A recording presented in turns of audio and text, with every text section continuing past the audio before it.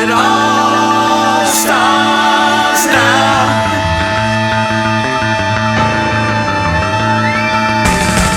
Hey gang, this is Nick Z from the 4019s. Welcome to Rock Talk, episode 7. I have a very special guest for you today. He's the host of The Price is Right, and he's also heard in Little Steven's Underground Garage on the Friday Night Freakout. Please welcome Drew Carey. Hey, welcome, Drew. How you doing today?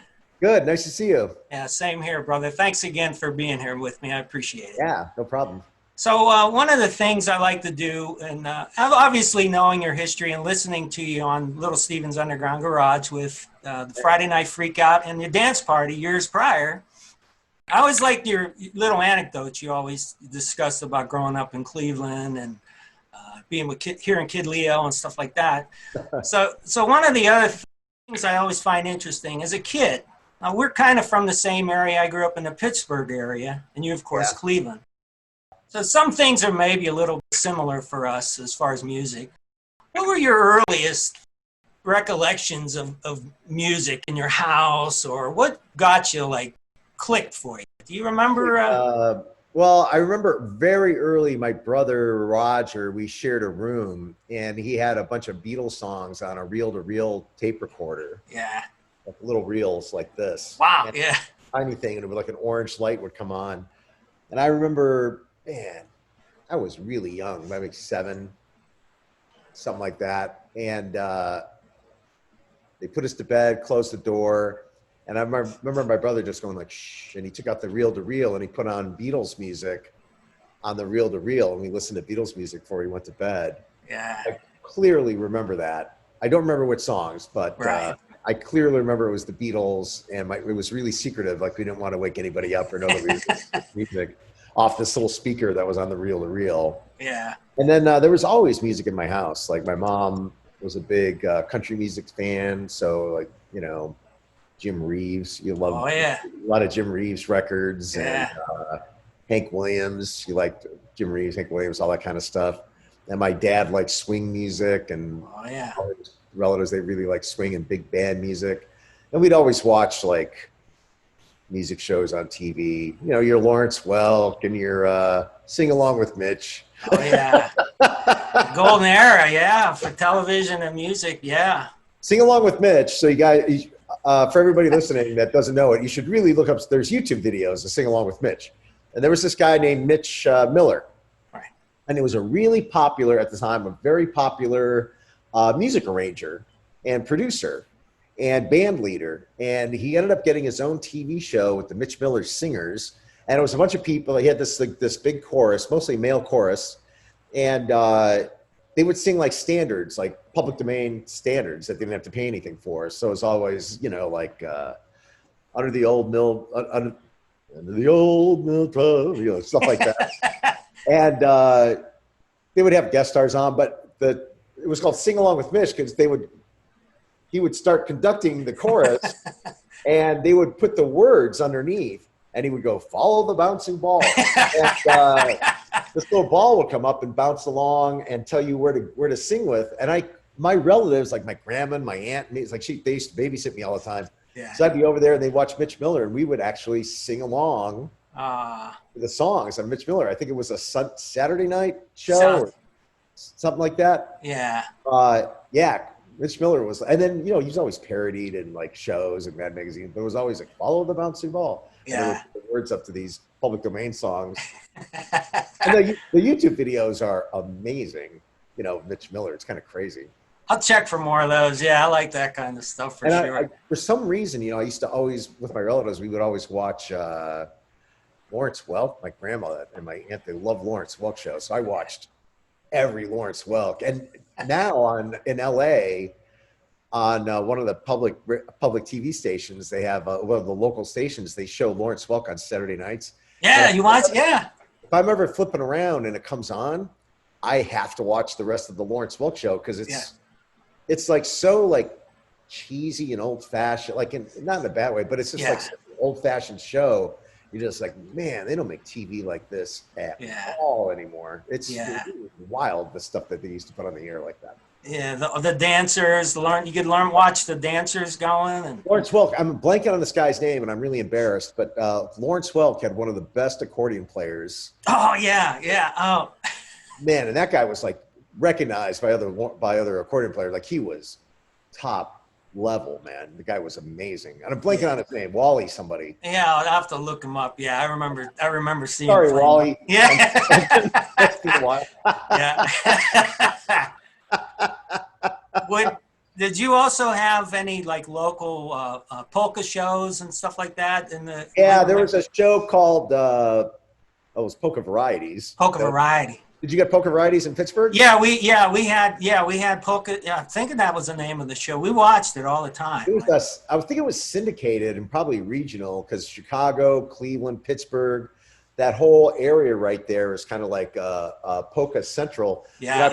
I played trumpet all through junior high and high school. Right. A little bit in college, and for like a month, I was in a polka band in Cleveland. Yeah. My mom didn't want me to be in the polka band, so I quit before we ever played out. So Oh, I just right. went to a few practices, unfortunately. They were called the Polka Jacks. Oh, But I was nice. really excited because my friend Brian, who played trumpet with me, he got a job in a polka band and told me how fun it was. And we were only 16, and he could go out and make like $60 in a weekend. And the Wow. minimum wage was like $1.15 or $1.20. Yeah. And he was getting like $30 a night just to play trumpet in this polka band and like meeting girls and stuff. Yeah. I was like, that sounds really fun. So he got me hooked up with this polka band, and I auditioned and I got the job. And a lot of polka music for trumpets is like hard to play, and a lot of Sure. triplets and all that stuff, and up and down scales and stuff like that. A lot of Yeah. Yeah. a lot of that stuff. Yeah. I know from that's like there's like a polka region there. There's like Chicago style and East Coast style, and it's Pittsburgh, Cleveland, Chicago, and that Yeah. whole area. There's a lot of bands Yeah. playing polka music. So that was, and I still, once in a while, I have a polka station I listen to on the internet. There's like 2 of them. All right. Yeah, and I listen to that every once in a while. It's just fun to Yeah. listen to folk music every Yeah. so often. And there's like some songs there's like a channel on cable called the RFD channel. Yeah. Yeah. Yeah. I love Yeah, it. and they still have a polka show on there. Big I don't Joe's know. Polka Show, is it Big Yeah, Joe? Big Joe's polka Yeah. show. Yeah, yeah. And I think those are new episodes. Yeah, I think you're right. Yeah. Yeah. Yeah, and there's just a bunch of like old white people dancing to polka music. Yeah. Bands that are like little polka orchestras almost. Yeah. A lot of Yeah. them, they're like 20-piece polka bands. Yeah, I watch them every so often. I see it and I got to click on. Yeah. Yeah, why not? Now, the one thing when I was talking to Joe Grishecki the other day, he was talking to Gary Popovich. The Popovich is a Cleveland International. Speaking of polkas, Yeah, so Yeah. I was thinking immediately about that. Yeah, they had all the polka records, and so that's pretty cool connection there, you know. So. And then there was a show on there was a talent show on in Cleveland that was on every Sunday. I used to watch it after church at my grandma's, and man, I'm blanking on the name right now. But they used to always have like local talent on there. It'd be like a tap dancers, Yeah. tap dancers and stuff. And when I was really little, I saw a guy playing accordion. Like there'd be like every once in a while, there'd be an accordion player, or guitar, or something like that. Yeah. And I told my mom I wanted to learn how to play accordion. When the guy from the music place came by to sell us all lessons, Yeah. Yeah. my brother took drums, my other brother asked for guitar, Oh, wow. and I was just like 5. Yeah. you know, Wow. And I saw a guy playing accordion. I go, I would love to play the accordion. So I Yeah. took lessons for a few years. I still have one. Get out. Yeah. Yeah. Oh, wow. Barely play it, but I played as good as I did when I was in first grade. Right. I'd say that still you're able to play. You know that you'd be surprised at what will come back to you once you get situated. I hadn't touched my trumpet in like decades, and I had a bug up my butt one day, or I found it, my old one, and I picked it up, and I right away like popped out a chromatic scale just out of No memory. kidding. Wow. Crazy. How old Crazy now? that you could get your embouchure just to hit a C Yeah. after all those years. Oh, you remember that? Yeah. Yeah. I mean, it's muscle memory and a Yeah. whole series of things. So, how old were you when you first started trumpet? Now, your brother obviously he's a couple years older. So was he drumming already? Yeah, he drummed in like high school band. No, he Right. just took drum lessons and practiced his paradiddles and Yeah. whatever. He Yeah. ended up in college marching band, or he was in like high school marching band, and that was it. All right. And then him and his friends would play like down the basement. He had a friend that played, a couple friends that played guitar. They would do like rock songs down the basement. And stuff. Yeah. Like when you pick up a guitar, you don't have to look and see where the third fret is and the fifth fret. You just know. Yeah. When you pick it up. Like, even in an accordion though, they have like a dent in like the C button. Oh, really? But to let you know where you are. Yeah. Yeah, they have some kind of dent or something in both the C buttons that go up and down, so you can just like reach out and just find it. Wow. You know? Oh, that's cool. There's so all kinds of trick. Like in the guitars, they have the white line put in. But yeah, the little. I'm sure you never look at it. You pick it up and there it is. Yeah. So you were a younger guy and you were playing trumpet and it sounds like you played for several years, yeah? Or were you? Well, I'm no good at any of it. But, the great thing is that I can read music. Yeah. And I have a good ear for things. And when I listen, I can hear like all the instruments usually in a piece. Even electronic music, I can pick up little chirps and stuff that are in there and see how things are layered in. Just because I'm so used to listening to, like all my life, I've been listening, when you're in band, in the orchestra in school, you're listening to where the oboes and the flutes are coming in and where the reeds, and then you're like, okay, my turn. And then you learn to listen to all this stuff that's going on and pay attention. And I actually, I've taken like these weird aptitude tests I've taken. I have a really good, really high aptitude. I forget what they call it, but it's keeping track of a lot of different things at the same time. Same time, yeah. And I think I got it from playing music. Right. Because you have to know the first few bars, at least on the next page, in the book. Right. When you're in band, or even when you're playing something for the first time, you have to know what's coming up, so you can do those first things while you turn the page, and then catch up. And you have to know what the other people in the orchestra are playing, so you know when to come in, how loud to be, when to do your crescendo, and all that stuff. And it's just. And then when I was a waiter, I clicked in that. I was a good waiter because I knew who needed coffee, who didn't, when the food. I just had that in my head, how to keep track of all those things. And on Price is Right, that's like the key skill I have. Sure.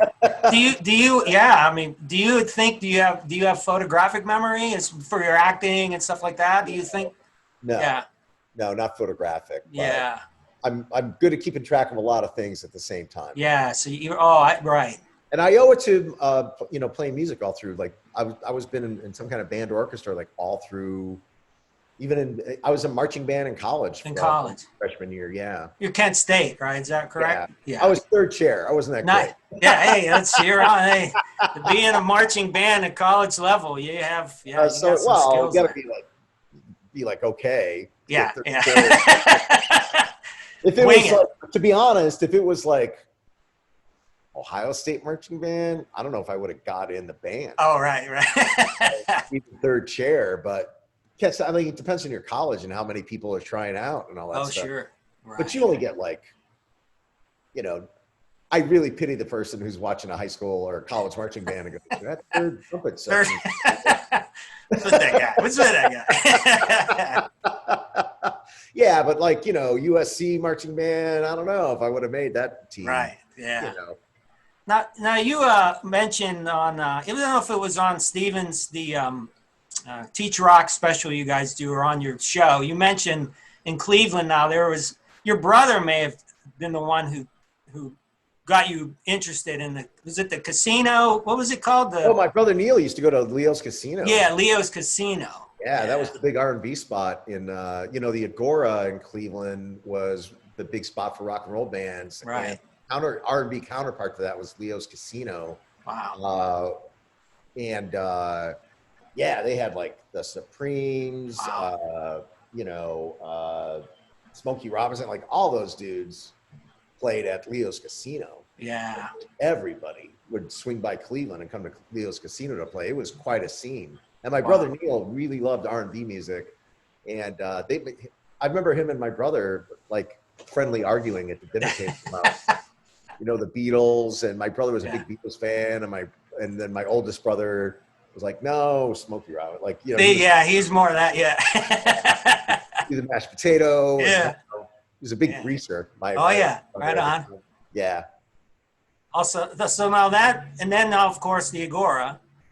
When you Yeah. were, you graduated approximately like in the late 70s or mid 75. 75. I should have graduated in 76, but I skipped my senior year. Oh, okay. And I didn't have a lot of money, man, growing up or even after college. So I didn't go to a lot of like high school and even college concerts. I didn't go to many concerts at all.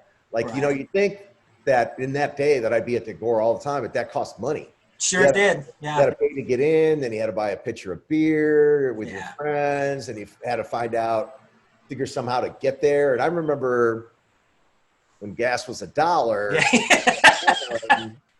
pulling up to the tank and going and put 50 cents worth in. Yeah. Just to get me to work the next day or get me back and forth because I couldn't afford to fill up the tank. So that's where I was at. Yeah. Actually. And I remember when I was in high school, my friends all went to see the Rolling Stones at the Cleveland Municipal Stadium. Sure. And, it was like $20. And I was like, where are you guys getting $20? Like that was like, might as well have been $1 million. Right. Like I said, minimum wage was like $1.15 or something like that, maybe $1.20. And you're talking about working a whole week all the time, 20 hours to get one cheap Rolling Stones ticket at the Cleveland Stadium and hear them, sit in the nosebleed. I'm like, I'm not going to that. That sounded insane to me. Yeah, it was hard. When you think about it back in those days, you'd fill gas up and you look at the meter on your thing saying, okay, as long as I get to 1/8 of a tank, I'm good now. I know where I can get it. A lot of that going on. Yeah. A lot of still going on. Yeah. Just not me. Yeah. So now also you had touched upon growing up with the Kid Leo, of course. You listen to Buzzard Radio. Of course. And what other, were there any other stations you liked in that area? area? High school in Cleveland, you had to start listening to MMS back then. Yeah. Because that's what everybody listened to. And then college, you switched to college radio. Yeah. But in high school and a lot in college, everybody listened to MMS when I was in high school. But in junior high, it was all like Lucy 1260, WHK. My brother listened to WHK. What'd you guys have? Like, did you get KCRW down in Pittsburgh? No. We had WYEP, which was kind of like an NPR, very progressive for us, playing Beat Farmers and stuff that was hard to hear, you know. So that was kind of our version. Husker Du? Yeah. Who are these guys? Yeah. Couldn't get those guys on regular radio. You had to not at all. Yeah. Yeah, it's very interesting how the radio, the small, like Case Western, I think it's Case Western, Youngstown.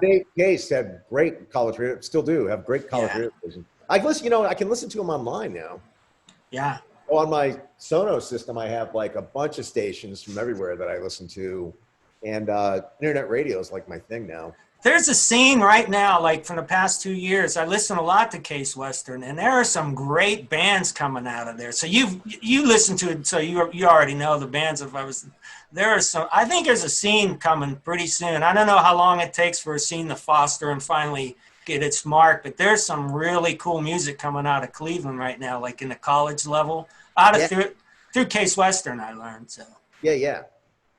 So good music school there. That's where a lot of guys from Exotic Birds were from. Oh, really? That was one of Trent Reznor's first bands. Yeah. He's from like Pennsylvania, right? I think. Yeah. Yeah, but then he went to Cleveland, right? And he hooked up with this band called the Exotic Birds, and a lot of the people in that band were like music majors from Case Western. Case Western, now, right? Yeah. And they were great. I saw them once and they were fantastic. I don't know if Trent Reznor was in the band when I saw him, but they were super popular in Cleveland, you know? Yeah. I always had fond memories of all the music in Youngstown, or Cleveland, Youngstown, and Akron, Devo, and all those guys. Yeah, that whole area was great, man. There was a lot of good stuff going on. Yeah. And there's a vinyl manufacturer called Musical out of Akron that's still in the basement due to all the current vinyl revival. Wow. They were able to, I'll send you the link and you'll really enjoy the little quick video they do. It's pretty neat how the vinyl, the revival saved their business, because down below all the cutters and stuff that they retired, and they had to find guys to learn how to work those machines again. So it's interesting. Yeah. Wow. Hey, you know, I know you got things to do, and I wanted to thank you. I have another appointment right after this. I really appreciate it. It was really fun talking to you. Thanks for asking. Yeah, so I appreciate it, and thanks. And I know everybody back home in PA and Ohio, all my friends there will enjoy hearing your stories about growing up in Cleveland. And everybody, you can hear, of course, Drew Carey Friday nights, Friday Night Freakout at 8 o'clock on the East Coast, Little Steven's Underground Garage. And, of course, The Price is Right. He has some good news coming up shortly. Yeah, so back with the audience. Yeah, it's going to be good. Got my beard going on. I look like Foster Brooks. Yeah, I like it. That's awesome. That's not around anymore. Yeah, he's great. His videos are awesome on Dean Martin and those guys. On YouTube. He's fun. Fun. Well, hey, man, thanks again, and I appreciate you sitting with me and having some fun and a few laughs, and good luck with Price is Right in the future for you. I'll see you around. Take care. Okay, brother. Thanks again. Bye-bye.